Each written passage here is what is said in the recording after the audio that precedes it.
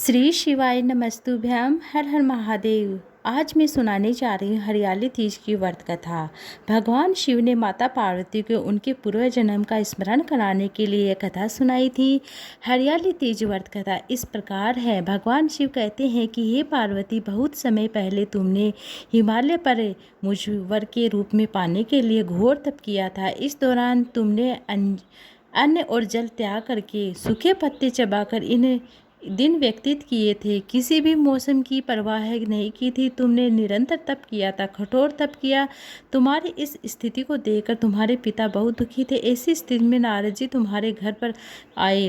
तब तुम्हारे पिता ने नारद जी से उनके आगमन का कारण पूछा तो नारद जी बोले कि हे गिरिराज, मैं भगवान विष्णु के भेजने पर यहाँ आया हूँ। आपकी कन्या की घोर तपस्या से प्रसन्न होकर उनसे विवाह करना चाहते हैं। इस बारे में मैं आपकी राय जानना चाहता हूँ। नारद जी की बात सुनकर राज अति प्रसन्नता के साथ बोलने, हे नारद जी, यदि स्वयं भगवान विष्णु मेरी कन्या से विवाह करना चाहते हैं तो इसमें बड़ी कोई बात नहीं है हो सकती। मैं इस विवाह के लिए तैयार हूँ। फिर शिवजी पार्वती जी से कहते हैं कि तुम्हारे पिता की स्वीकृति पाकर नारद जी विष्णु के पास गए।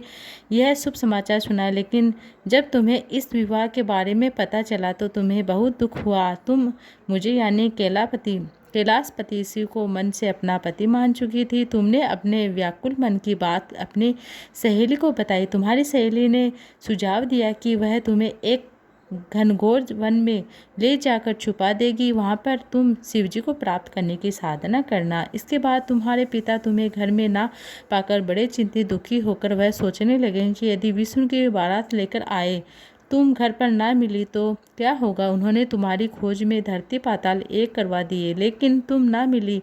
तुम वन में एक गुफा के अंदर मेरी आराधना में लीन थी। सावन माह के शुक्ल पक्ष की तृतीया तिथि और तुमने रेत से एक पार्थिव शिवलिंग का निर्माण किया, मेरी आराधना की, जिससे प्रसन्न होकर मैंने तुम्हारी मनोकामना पूर्ण की। तभी हिमालय राज तुम्हें ढूंढते ढूंढते वहां पहुंच गए। इसके बाद तुमने अपने पिता से कहा कि पिताजी, मैंने अपने मन में जीवन में घोर तप किया है। भगवान शिव ने मेरी तपस्या से प्रसन्न होकर मुझे स्वीकार भी कर लिया है।